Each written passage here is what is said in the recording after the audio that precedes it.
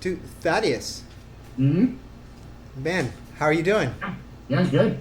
Cool. Thank you Yeah. for joining me here all the way up in the ATL.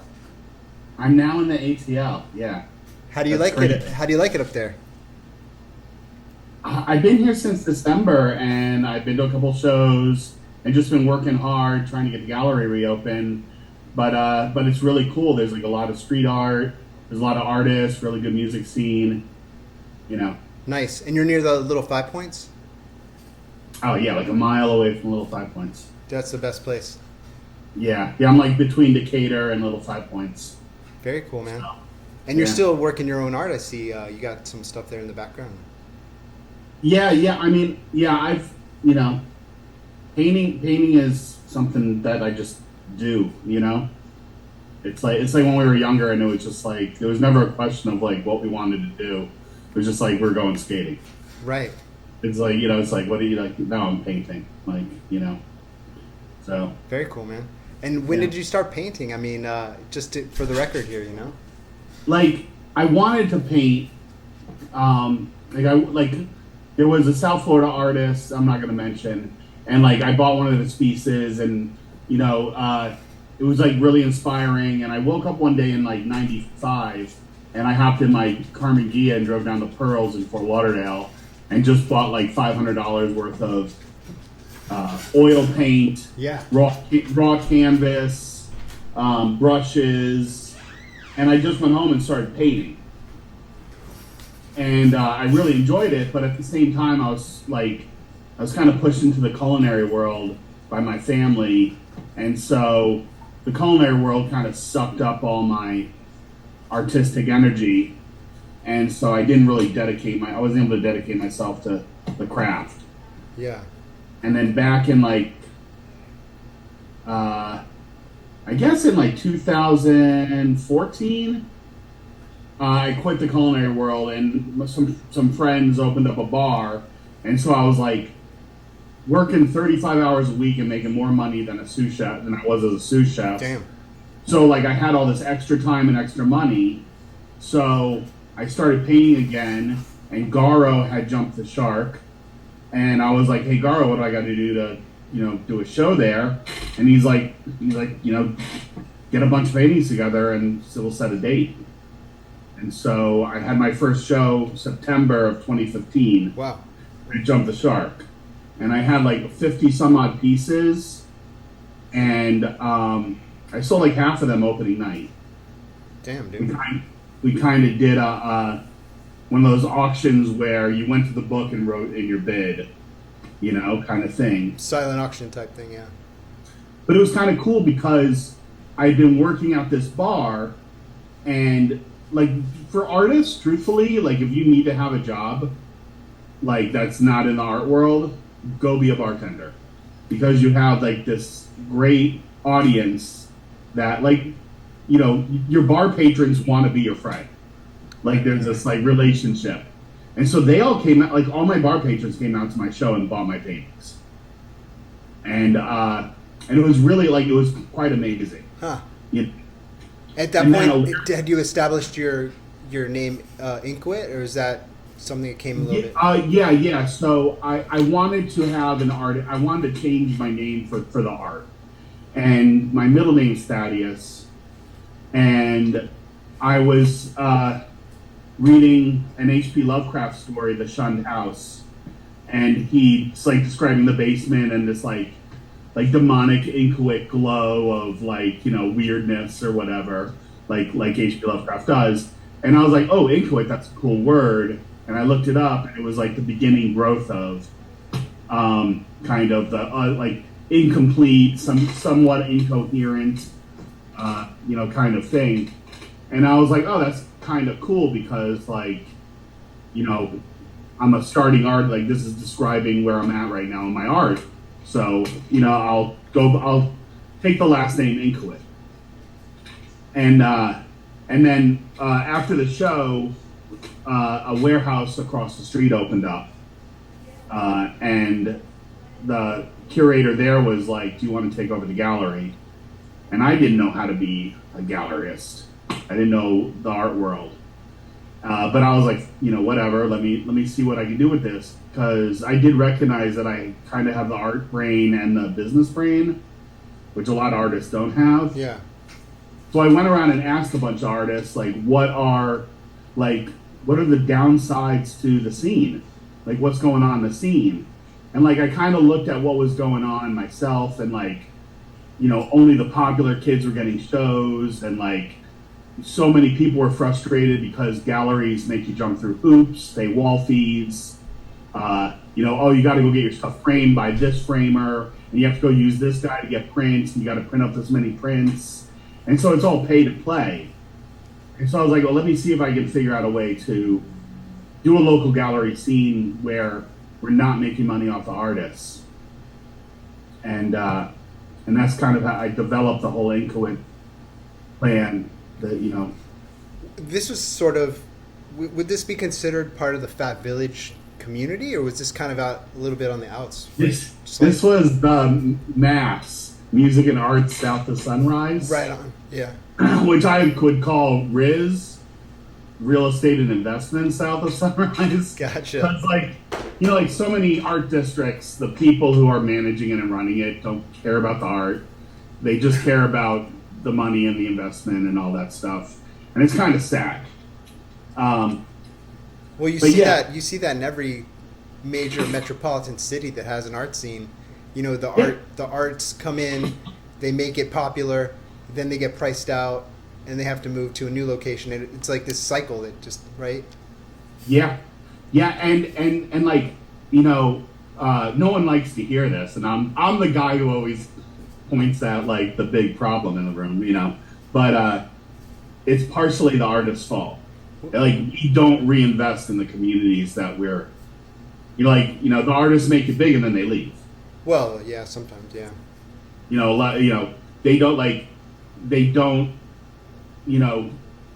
it's so awesome being able to meet these money people and these investors and just be like, hey, why don't you help us buy this building so that we can continue the scene after, it blows up.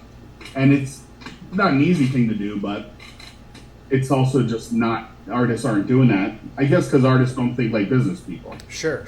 Like you said, like not every artist has that mentality. Yeah. And so how long were you there at that location across from Jump the Shark? About 2 years, and then the building got bought and prices went up, and it wasn't an ideal spot anyways. It was because I couldn't open a legitimate business. It had to be underground, and the city was turning a blind eye on it. At the same time, they shut Jump the Shark down for not enough egress. Like, all the dumb politics. That's a strange approach. It was the main hub of that whole area. Yeah. Garo started that area. For sure. And, and I hear the place is still empty 8 years later. Wow, man. For no reason.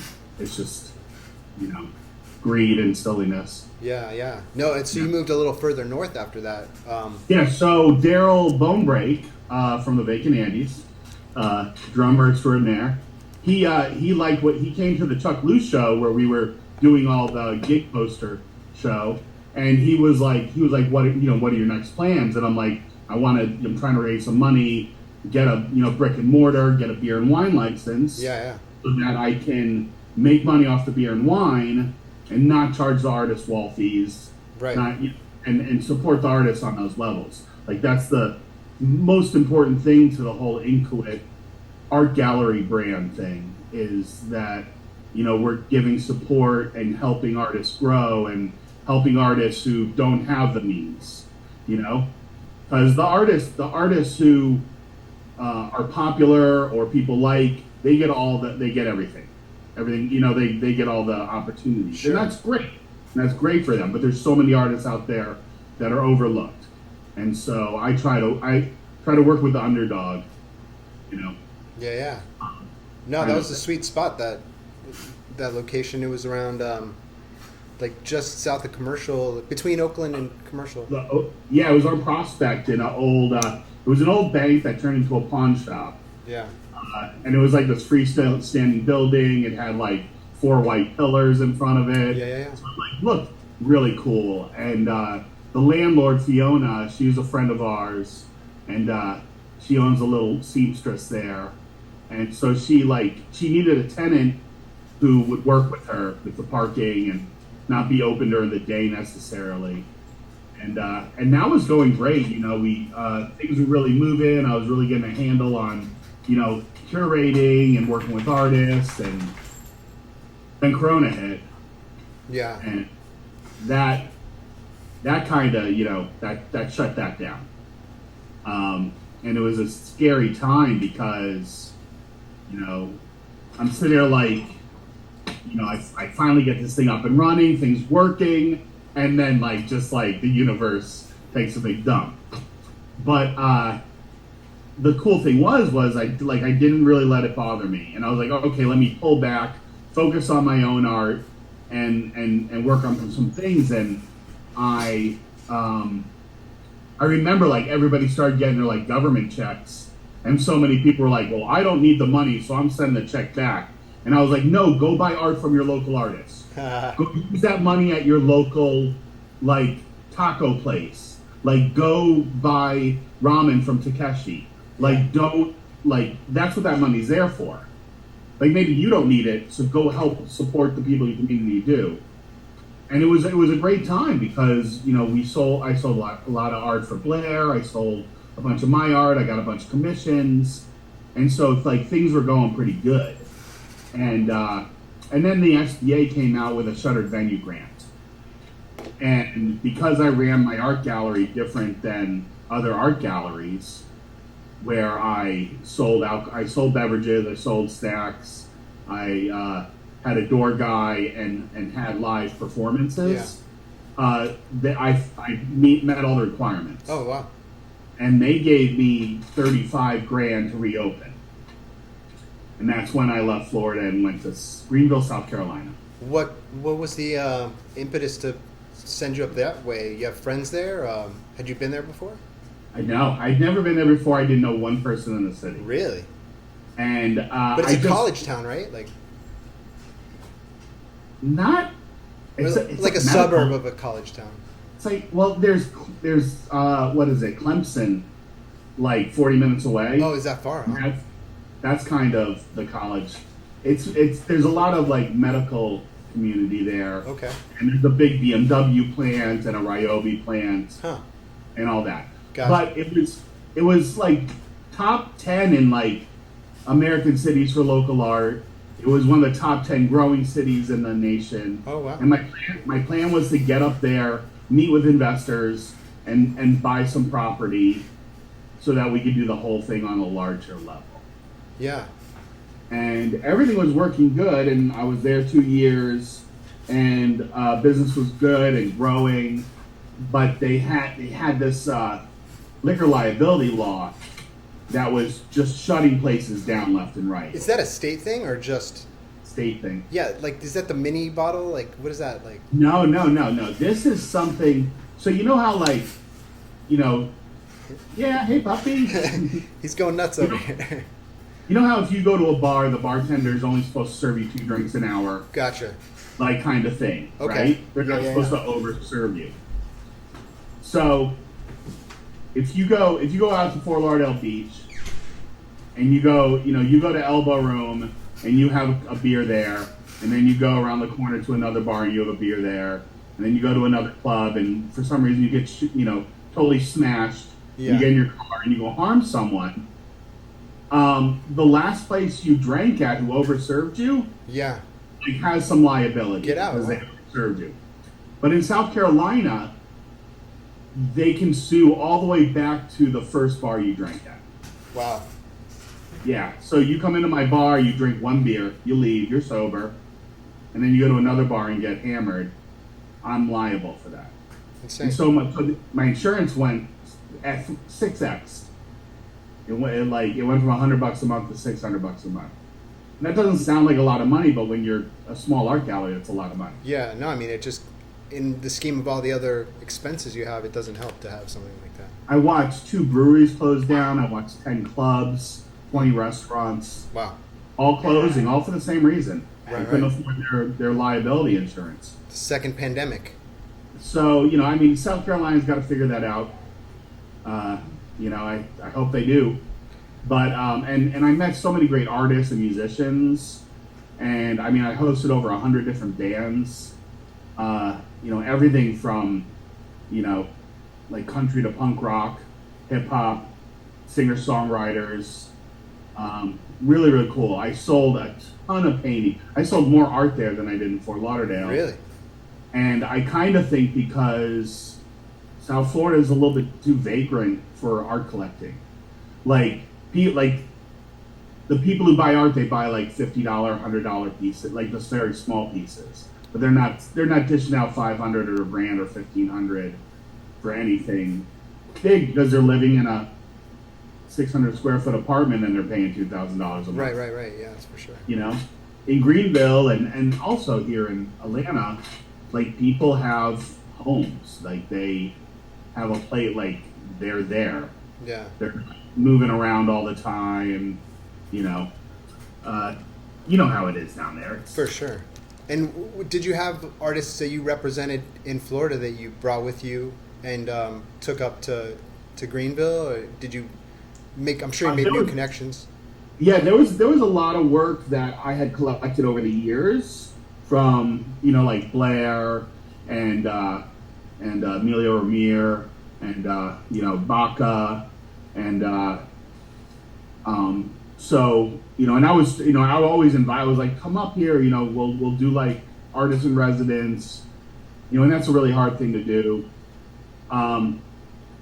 But I met a lot of great artists there too, and worked with a lot of great artists.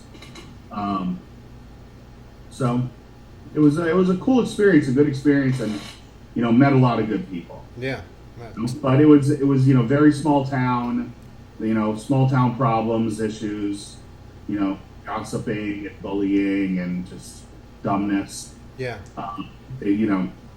So Bible Belt too. Did you have any kind of like sort of cultural issues like that were like, Someone vandalized the back of my gallery because after like Roe v. Wade was overturned or whatever, there was some dude who went on the news and was just like, oh, I'm glad, and his whole attitude towards women was just like really poor, it was like one of those. And so I took a screenshot of him and I put it on Instagram and I wrote cunt. And I was like, look at this, cunt. So glad that women are, losing their rights to bodily autonomy, blah, blah, blah. Like doing my kind of like dark brush support, for women. Sure. And, it's because it's a small town, someone saw it and they came and vandalized with spray paint the back of my building. Yeah. And it was just silliness, just really that you didn't even do the front of my building. Even the police were like, this person is a amateur. Not amateur, but afraid, they were a coward. They used the word they were a coward. Right. And, for sure.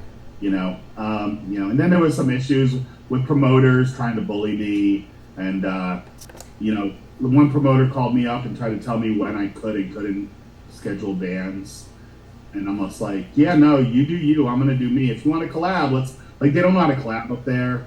They're not good at it. Right. I don't know. It was weird. That's a mess. But but I made the decision to move, and I moved down here, and it's been hard getting reopened. But I have this a client of mine has this huge Benny Andrews collection that he just released, and he's having me curate it and sell it. And Benny Andrews is from Georgia, but his big thing was in the '60s in Harlem. He led these protests when the museum up there was doing this kind of the artists of Harlem, and there wasn't one black artist represented. Wow. And it's and they protested that and made this big, and he was kind of he fought to get black artists recognition. And and his artwork's pretty dope. He did a lot of like instead of like painting a guy's shirt, he would cut up material and like glue it to the canvas and then paint on it and that type of stuff. A lot of layers and textures. Yeah.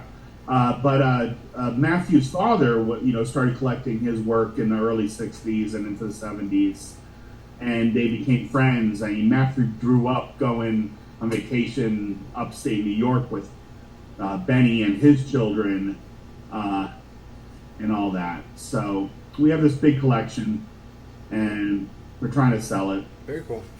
Yeah, and with the commission with that, I'm either going to rent a spot, or if I'm able to sell the whole collection as a whole, buy some commercial property that we've been looking at. That's amazing, man. Yeah. Very cool. Yeah, and I want to add in a food element to the whole Inchoate thing. So we have art and music and food and, just like a place where subcultures can come and do their thing, Would that be bringing you back into the culinary world? Is that what you're saying?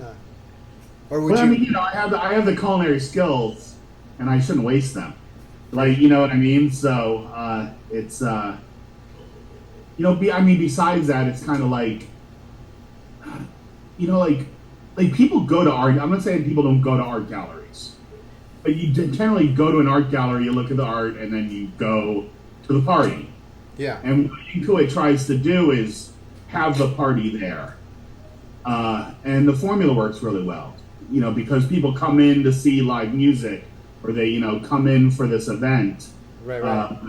Karaoke or, or open mic or whatever. And they're there, they're having a good time, they're drinking some beers. There's no TVs anywhere, there's just local art.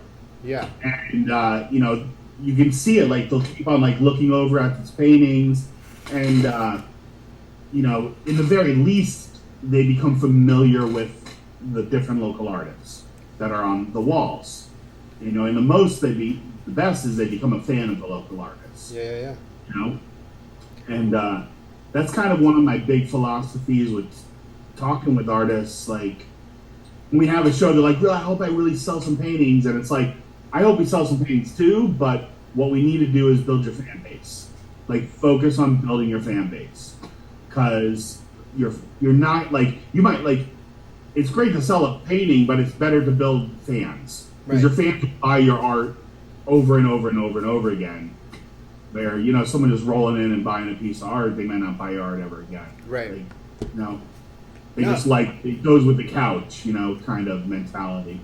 And the word spreads that way. If people start talking, it's a word of mouth thing too, When someone says, hey, where did you get that? That's this local artist, and then, Well, think about, like, like you go to, like, the big show, the big music show of the band that you've loved your whole life, whatever. And you go up to the merch, and they got, like, 10 different T-shirts, and you don't really like any of them. You buy one anyways, because you're a fan, And that's kind of what I try to teach artists how to do that, like how to use Instagram, to build your fan base, how to, gain actual followers and people who are interacting with you and all that. Do you have like sort of an online gallery now, or are you like, you're working it that way? Yeah. Yeah. So finally got inchoateart.com up. We're still working out the bugs. Still trying to get a payment method attached to it so that people can buy paintings and we can, do all the other things we want to do, like T-shirts, prints, and all that stuff. And we have our Instagram and our Facebook. And then I have my personal art Instagram and personal art, Facebook. Sure. And then now we have the Laskowski Collection Instagram, which is showing all the Benny works. Nice, man. Amazing. Yeah. Well, it sounds like you got a lot of exciting stuff going on, and a lot of potential things to come soon.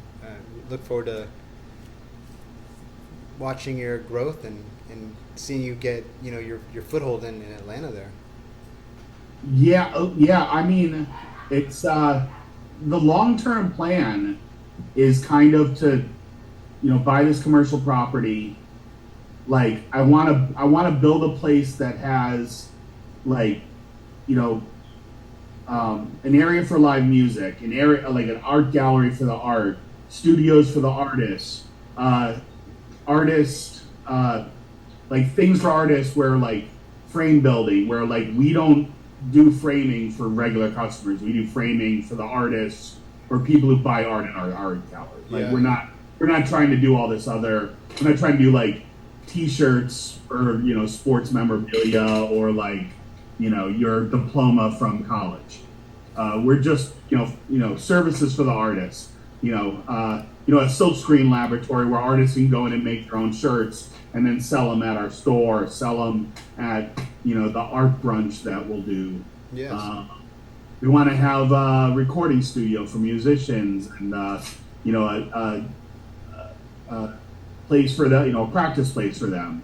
And it'll all be like rent, like for rent. You can rent the space or this barter or do this or the other thing. Yeah. But it's there to help the artists who especially if there's an artist who needs help growing. Cool, we'll make money off you on the back end. Like we'll help you print these shirts, and when we sell the shirts, we'll take a larger percentage instead of you having to put out the money. Or hey, come work the bar for 2 nights, and in lieu of pay, we'll print up these shirts for you. That's amazing. Yeah. Kind of flexible schedules, flexible. Yeah. Flexible work. And then once that's all run and going, find another city and another town where the area doesn't have the support for the artists, and buy another property there and do it all over again. Wow. I kind of want to have like 5 properties around the United States by 2030. Amazing. That's the big goal.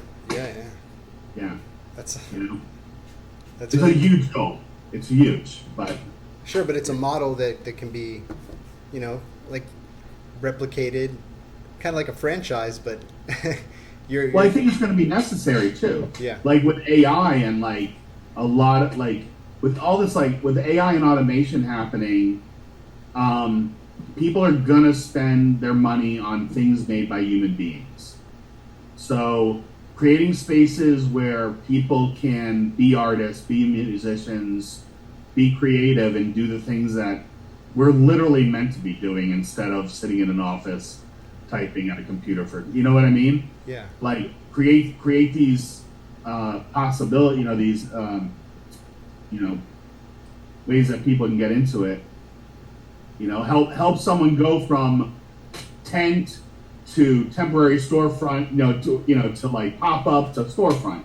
Like help them through that process, instead of just being like, oh, $75, set up your tent and I don't care what happens to you. It's like, no, let me work with you. Let me, mentor people and get them the right mindset and coach them. It always blew my mind. They have these art shows and they're charging artists $100 to be there. And it's like, charge the food trucks, charge the makers, like maybe charge the artists, but like charge them in a different way. Yeah. I try to do listen, be honest with me. I'm going to take, a percentage of your sales up to this much. I think I was in Greenville, I was doing 20% up to 150.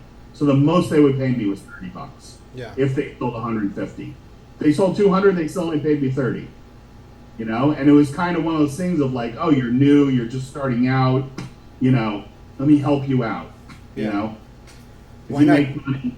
Yeah, why not get creative with a structure like that with an artist? It makes sense to kind of be flexible in that sense, As they're coming up. Yeah. How, like, make the money on the back end. But in any way, it kind of helps people get motivated because some people don't even really see themselves as being able to sell their art. It kind of gives them that sort of inspiration and that drive to even do it, right? Some folks. yeah. And but it also, you're not going to get better at it unless you do it. And when you do it, you meet people and they tell you how they do it, and they give you like ideas on how to do things, and then you take what you like and you make your own thing, and that's how you develop your art and your business skills around the art. For sure. That's amazing, man. I mean, that's how it works, though. I mean, that's what you're doing. That's what, like, when I see people who are successful, that's Yeah, no, everyone's got a different angle and their model that they follow, and it's great to get information and ideas from other folks, man. I love it. And then it's also important, no matter what level you're at, reach down and lift up your friend who is. That's why I was so, it's like, I wanted to work with you on this. Like, that's why I was like, I want Imus to interview me because, like, we grew up together, we skated together. Like, like, we're friends. And, like, like, if you're not reaching down and lifting up your friends, then what are you doing? What are you doing? Yeah, man. I love that. Yeah. I don't know if we know anybody like that, but. There's some great people out there, man. I've been meeting a lot of fantastic folks in the community, and there's a lot of support. It's amazing how like even like Daryl Bonebreak, being like, I'm gonna invest this little bit of money in you and help you get started. Matthew Laskowski being like, hey, I'm gonna let you carry the Benny collection. Like, I've never carried $1 million art collection. Like, he's letting me do all that. Yeah, no. It's and like, how else do you get into it? But it's lovely to have friends that you can turn to, that trust you, and it's a beautiful thing. I don't think you can do it without your friends. I think, like, without people who are supporting you, like, whether, they're friends, long-term friends, or people you just met through what you're doing. Yeah. Exactly, man. Yeah. Well, Thaddeus, man, thank you so much for hanging no, out. Thank you, man. Man, we're definitely gonna keep our eye on you and watch your progression there in Atlanta. Wishing you all the best, man. Making it. Yeah. You might see Inchoate Art Gallery down in December for Art Basel Week somewhere in Miami. Hell yeah. Matthew wants me to come down. We'll perform as the Mystic Hunt and show some art. I'm sure Blair Hess will be around. Gotta say Blair Hess's name every time I can. I love it. Amazing, man. Yeah. Well, Thaddeus, man, we'll be talking, man. Thank you so much. Thank you.